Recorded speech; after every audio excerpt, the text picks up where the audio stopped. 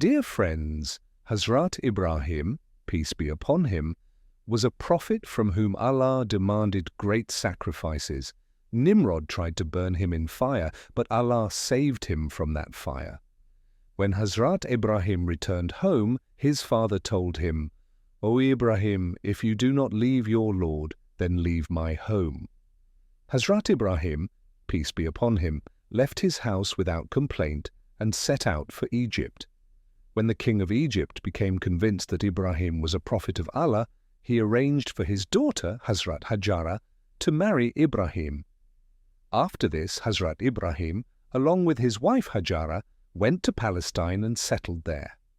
Hazrat Ibrahim had no children, so he constantly prayed to Allah, "O my Lord, grant me a righteous and obedient son." Years passed, but no son was born. Despite his advancing age, he continued praying, "O Allah, I do not despair of your mercy. Grant me a son in my old age who will be my support."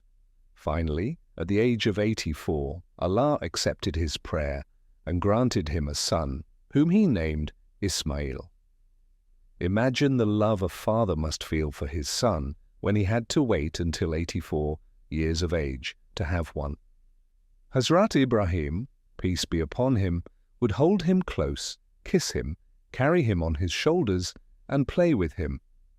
But just a week after the birth of his son, Hazrat Jibril, peace be upon him, came to Hazrat Ibrahim and said, "O Prophet of Allah, Allah has commanded you to separate from your wife and child."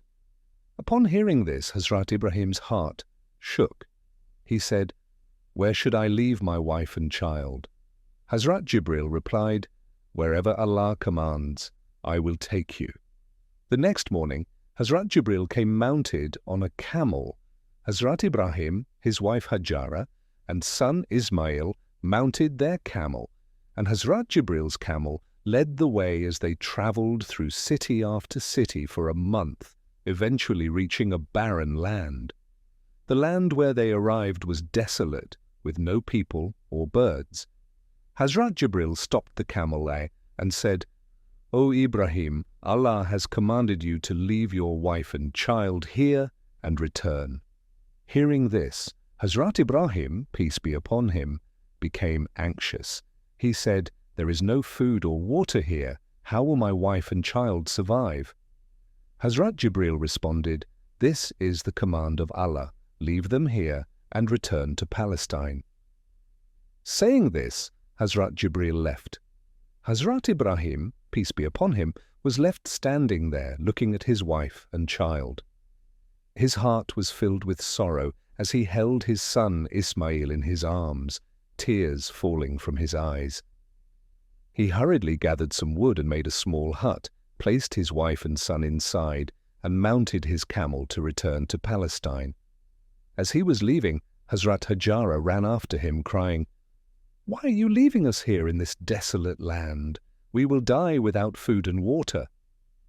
Hazrat Ibrahim was about to reply when Hazrat Jibril appeared again and said, "O Prophet of Allah, you are not to respond to your wife. Leave quietly and return to Palestine."